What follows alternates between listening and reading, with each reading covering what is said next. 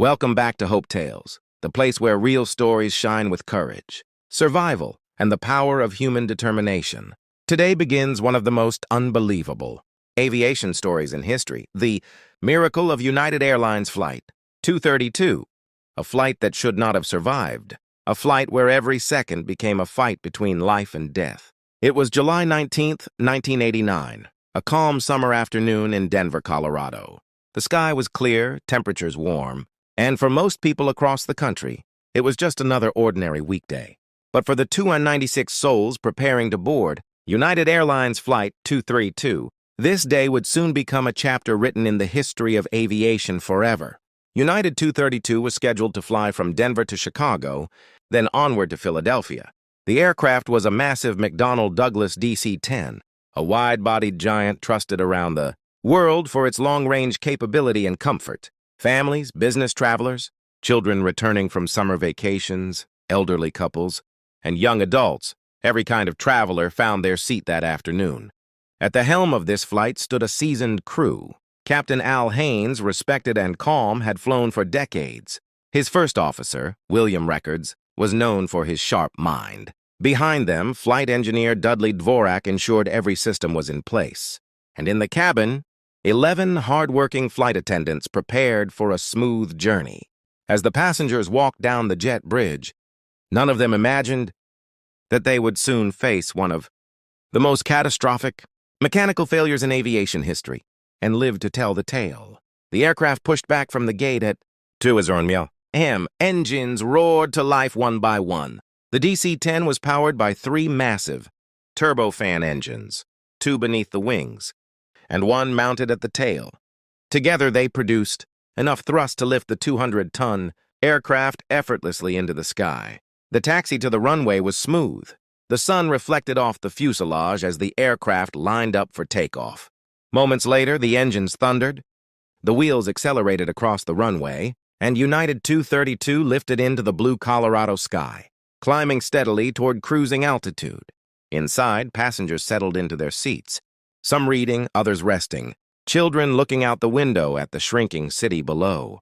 Minutes turned into an hour as the aircraft cruised over the Midwest. Everything felt routine, peaceful, and predictable. But hidden deep inside the tail of the aircraft, something deadly was waiting. Something no one could see, no one could hear, and no one could stop. Inside engine number 2, the tail-mounted engine, a microscopic crack had been growing for years. A tiny imperfection inside a titanium fan disc. Engineers had inspected the aircraft multiple times, but the defect was invisible. This wasn't just a mechanical problem. It was a silent ticking time bomb. At 3:16 p.m., cruising at 37,000 feet above Iowa, the unimaginable happened. The titanium disc inside engine number 2 suddenly shattered with violent force. In a fraction of a second, the engine exploded, sending metal fragments outward like bullets. The explosion tore through the aircraft's tail section, ripping through hydraulic lines, severing critical systems, and sending shockwaves through the entire airplane. For a moment, passengers felt a strong jolt, as if the plane had hit sudden turbulence. Loose items shook, drinks spilled. Some passengers looked around, confused. Then came the worst sensation a pilot can ever feel. The aircraft began rolling sharply to the right, dipping uncontrollably. The cockpit shook violently. Warning lights flashed. Alarms buzzed. The pilots realized something unimaginable. They had lost all 3 hydraulic systems. Hydraulics are the lifeblood of an aircraft. They move the wings, the tail, the rudder, the elevators, the ailerons, every surface that controls flight. Without hydraulics, an airplane cannot turn, cannot climb, cannot descend, cannot land. It becomes a giant metal glider with no ability to maneuver. A DC-10 has 3 independent hydraulic systems to ensure that a total failure is almost impossible. Almost. Because the explosion in engine number 2 had sent fragments tearing through all hydraulic lines. Simultaneously, an event so unlikely that it was considered practically impossible. But impossible was happening. With hydraulic fluid pouring out, the pressure dropped to 0. The controls went limp. The aircraft did not respond. The pilots pulled the yoke, but it moved freely without effect, like turning a steering wheel with no tires. The rudder did nothing. The ailerons were dead. United 232 was flying with no controls. Inside the cabin, passengers felt the aircraft dip and sway. It wasn't a normal motion, but a strange, uneven oscillation. The plane began rolling to one side, then the other, descending slightly. People tightened their seatbelts. Some whispered prayers. Others simply sat frozen, gripping the armrests. In the cockpit, the pilots tried everything they could imagine. Every switch, every backup, every emergency procedure. But the truth was terrifying. The DC-10 was no longer behaving like an airplane. It was behaving like a falling object. Then something unexpected happened. When the pilots adjusted the power on Engine 1 and Engine 3, the two wing-mounted engines, the aircraft responded slightly. Increasing power on one side caused the plane to turn. Decreasing power caused it to roll the other way. The engines had become the last remaining controls, not built for steering, not designed for precision, but the only hope they had. The cockpit fell silent for a moment as the crew processed the situation. They knew the truth. No pilot had ever landed a wide-body jet with complete hydraulic failure. Not once in history. The chances of survival were nearly zero. Yet they also knew something else. They had 296 lives behind them. Passengers looked out the windows. The blue sky stretched endlessly. Clouds floated peacefully beneath them. There was no sign of the disaster unfolding inside the aircraft. Flight attendants moved through the aisles, checking seatbelts, securing loose items, offering strength and calm to terrified faces. Some passengers quietly cried. Others held hands with strangers. Some simply stared ahead, waiting for the unknown. The plane slowly descended, not by choice, but by gravity. The pilots tried to keep it level using only the engines. Every second felt like a battle. Every small correction took endless effort. The aircraft wanted to roll, to dive, to lose control completely. But the crew fought back with everything they had. Unknown to the passengers, controllers on the ground had already begun clearing airspace. Fire trucks and rescue teams prepared. A mid-air catastrophe seemed inevitable. But the pilots, experienced, calm, determined, were not giving up.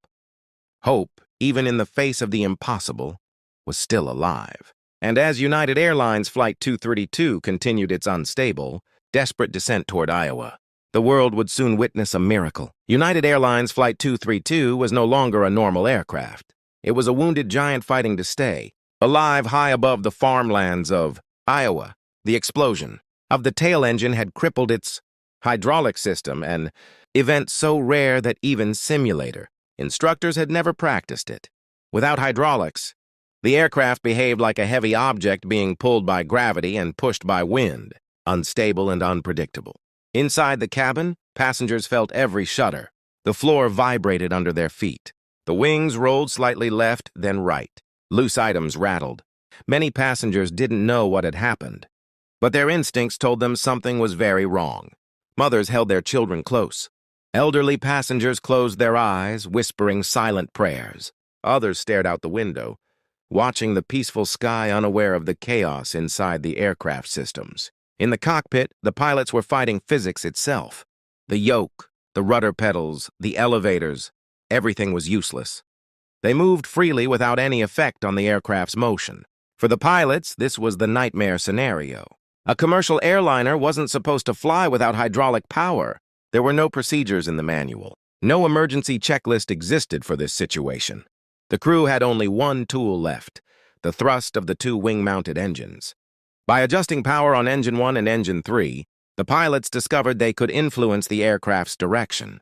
Adding power on the right engine pushed the aircraft to the left. Increasing power on the left caused a slow drift to the right. It wasn't precise. It wasn't stable.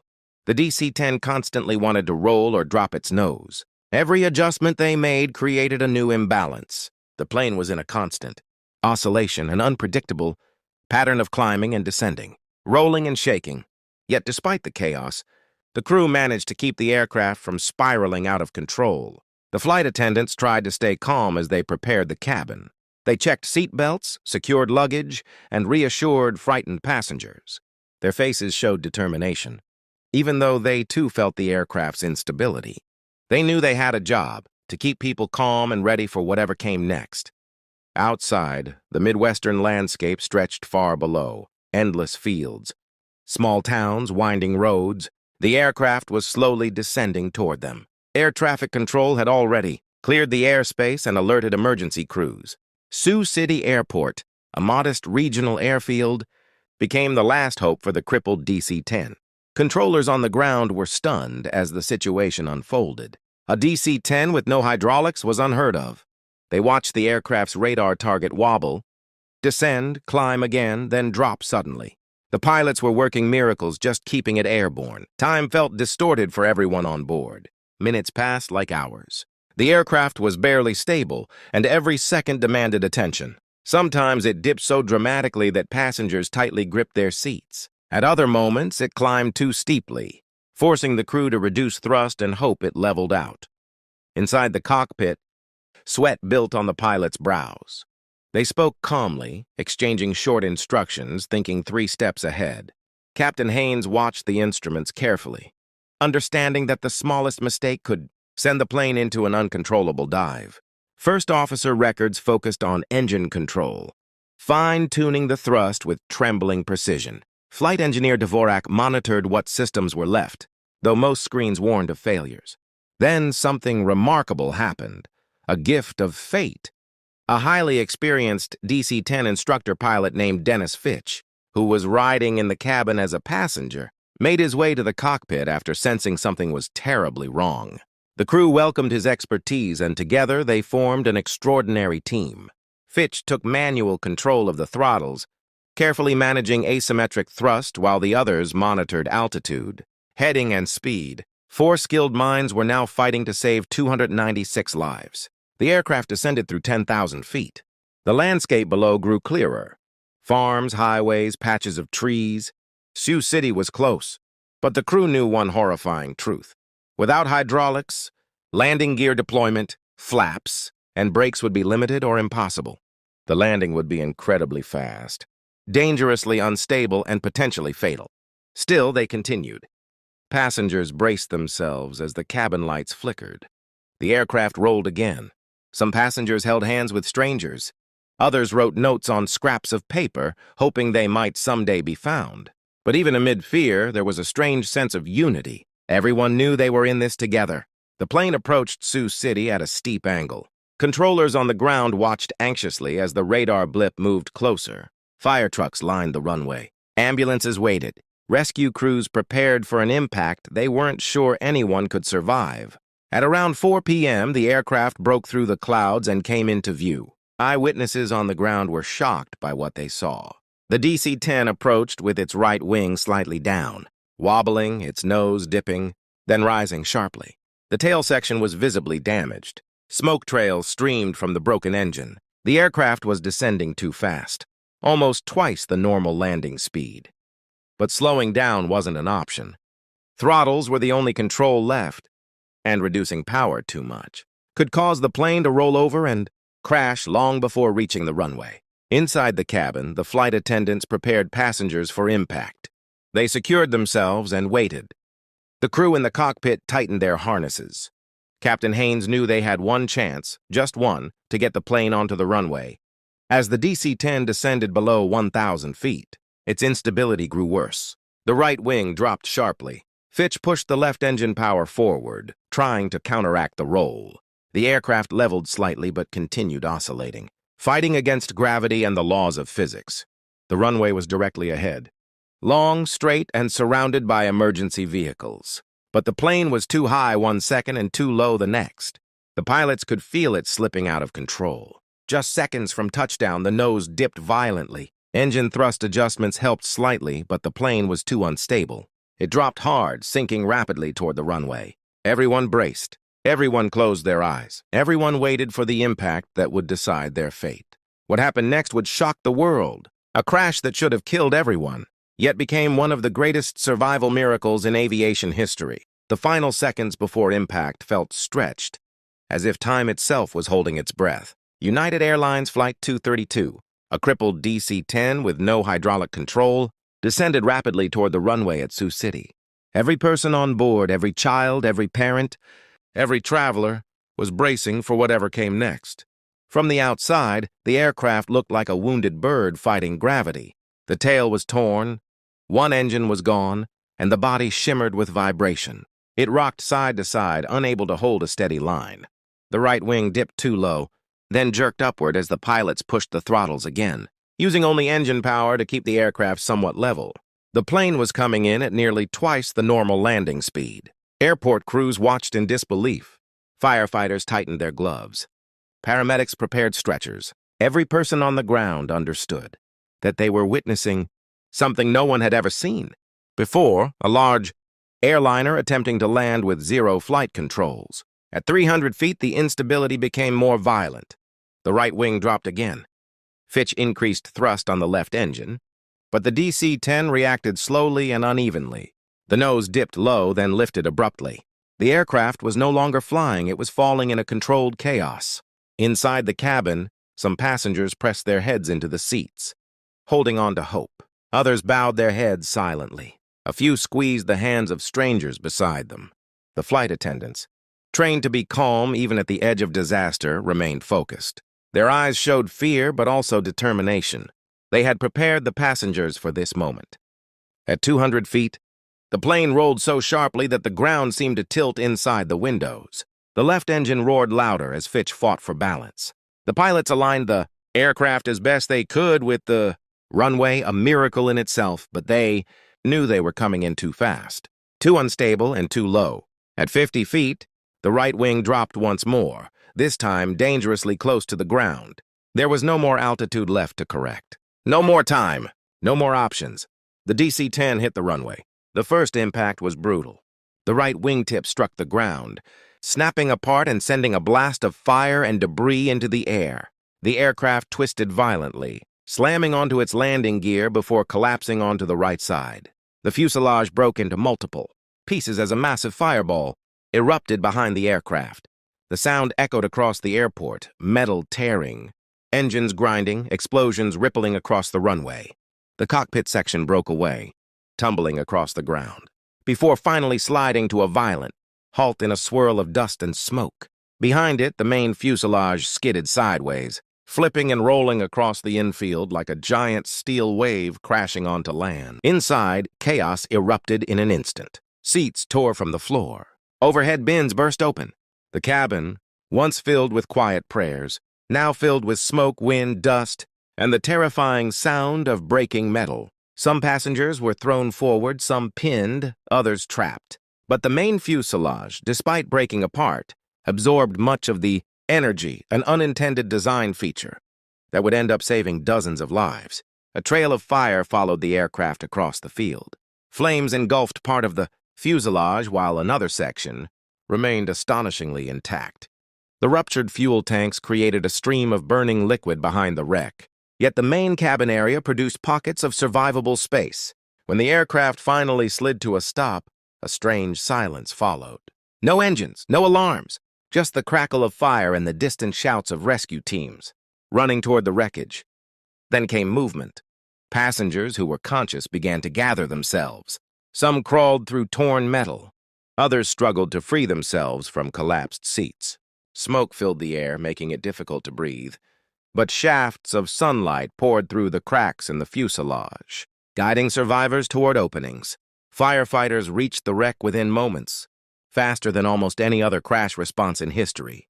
They immediately began attacking the flames, carving paths to reach passengers escaping from the broken sections of the aircraft. Some survivors climbed out through gaps that hadn't existed seconds before. Others were helped by rescuers who entered the damaged fuselage despite the spreading fire. The cockpit crew's fate was uncertain. Their section had broken off and rolled, landing far from the main wreck. Yet firefighters sprinted toward it, knowing the crew had fought until the final moment. Inside the cockpit, smoke coated everything. The pilots were injured, some severely, but alive. Their bodies ached from the violent forces. Yet their first instinct was not to escape, but to check on each other. They had felt the aircraft twisting beneath them as they struck the runway. They knew the landing had been catastrophic, but they also sensed something else, something impossible. People were alive. The crash that should have killed everyone had not. Rescue workers helped the crew out of the shattered cockpit. Despite the chaos, one thing was clear. They had accomplished something extraordinary. They had brought the aircraft to the airport, not into a field or a city. They had given passengers a chance, a fighting chance, to survive. In the main fuselage, survivors stumbled out into the sunlight. Some were crying, some coughing, others in shock. A few stood speechless, looking back at the burning wreckage that they had just escaped. Firefighters pulled others from the debris, guiding them away from flames and collapsing metal. Medics set up triage areas. Ambulances rushed back and forth. Helicopters hovered overhead. Volunteers from Sioux City ran toward the scene, offering blankets, water, anything they could. And amid this chaos, despite the destruction, despite the explosions, despite the scattered wreckage, there was hope. The impossible had happened. Many passengers survived the initial impact. Rescue teams were pulling out more survivors every minute. People who had braced for death were now standing on their feet, breathing fresh air, alive. Eyewitnesses watched from the airport fence, stunned. They had expected no survivors. Yet dozens walked out, crawled out, were carried out. United Flight 232 had not just crashed. It had delivered a miracle. But the full story of survival and the heroic actions that unfolded in the minutes and hours after the crash was still being written. What came next would reveal the courage of rescuers, the strength of passengers, and the incredible determination of a crew who refused to give up, even when the aircraft itself had.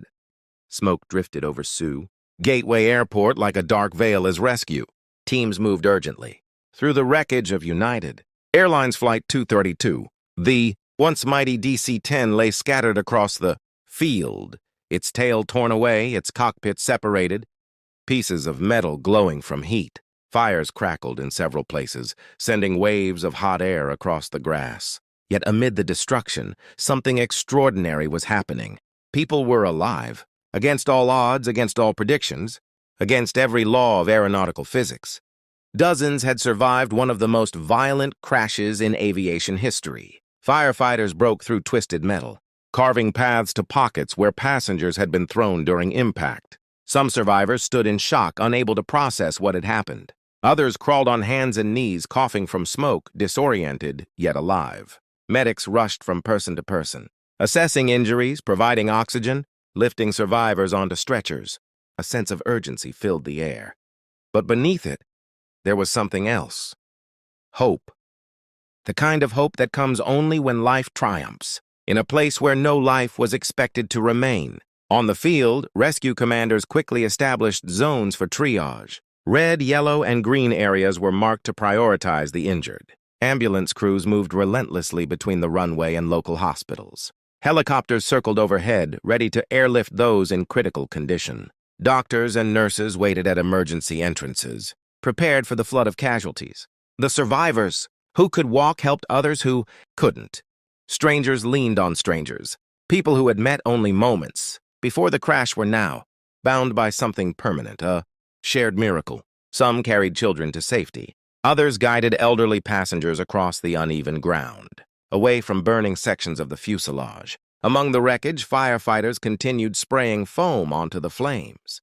The heat was intense, and explosions still erupted occasionally as ruptured fuel tanks ignited. Yet the rescuers kept moving forward. Every second mattered. Every life mattered. Meanwhile, the cockpit crew, injured but conscious, were brought to safety. The rescuers who reached them saw something remarkable in their eyes. Exhaustion, pain, and the weight of everything they had just survived, but also relief. They had brought the aircraft to the airport, giving everyone on board their only chance at survival. Their impossible efforts had worked. Captain Haynes, though hurt, tried to stand. His body felt heavy, his muscles trembling. He had given everything, every ounce of skill, strength, and determination to keep the plane controllable. He looked across the field at the shattered remains and, beyond that, at the groups of survivors being tended to. The sight was overwhelming. Despite the devastation, despite the loss, people were alive because of the decisions made in the cockpit. Nearby, Dennis Fitch, the off-duty DC-10 instructor, pilot who had stepped in moments after the hydraulic failure, was carried toward an ambulance.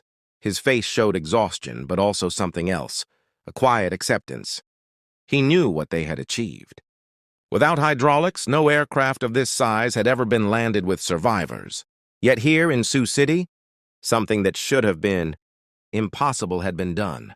Doctors moved quickly from person to person, treating burns, fractures, smoke inhalation, and shock. Some survivors were airlifted to neighboring states for specialized care. But while many suffered life-threatening injuries, the atmosphere remained focused and hopeful. Lives that should have ended in the crash were being saved. As news spread across the country, reporters rushed to Sioux City. Television crews set up their cameras. The world watched in disbelief as images of survivors walking away from the wreckage appeared on screens everywhere. Experts repeated the same words again and again, words that would soon become part of aviation history. It's a miracle. In the days and weeks that followed, the full extent of the crash became clear. Of the 296 people on board, 184 survived, a number no one had imagined possible after seeing the impact. Survivors spoke with gratitude about the crew, the rescuers, and the community of Sioux City, which opened its doors to every family affected. Hospitals overflowed with support. Volunteers donated blood. Local families brought food, clothes, and blankets. Churches, schools, and community centers offered shelter. The entire city became a network of compassion, carrying the weight of the tragedy together. Aviation experts began studying the crash, trying to understand how the crew had done the impossible. They learned that the pilot's teamwork, the use of asymmetric thrust, and the presence of instructor pilot Dennis Fitch were key factors in controlling the aircraft. Their actions would forever change the way pilots are trained. The crash also led to changes in aircraft design, safety protocols, and emergency response planning. New inspection techniques were developed to detect hidden metal fatigue like the crack that doomed engine 2. Manufacturers reinforced systems, airlines updated training, and pilots around the world studied the flight, learning from it, honoring it, remembering it. But beyond the technical lessons, there was a human story, one of courage, unity, and hope. Survivors later shared moments of profound bravery, strangers shielding children, passengers helping each other escape, flight attendants guiding injured people through burning wreckage. One person stepped back into the flames to pull others out. Another carried a young child who had lost consciousness. In the darkest moment of their lives, people chose to help one another. Families reunited in hospitals, holding hands tightly, grateful for the second chance they'd been given. Some survivors later met the rescuers who had saved them, embracing them with tears of gratitude. And pilots from around the world honored the crew of United 232 for their extraordinary skill and unwavering determination. As the years passed, survivors gathered annually in Sioux City to remember the crash, not with fear, but with gratitude. They honored those who were lost, and they celebrated those who survived. They remembered the bravery of the rescuers and the actions of a crew that refused to surrender. United Airlines Flight 232 became more than an aviation accident. It became a symbol of hope, a symbol of human resilience, a symbol of what people can achieve when they stand together in the face of the impossible. Even today, decades later, the story of Flight 232 continues to inspire. It reminds the world that even when everything seems lost, even when the odds are zero, there is always a chance, always a fight worth fighting, always a reason to believe. Hope survived that day, and because of it, so did 184 lives. This is the miracle at Sioux City. This is the legacy of United Airlines Flight 232. And this is a story the world will never forget.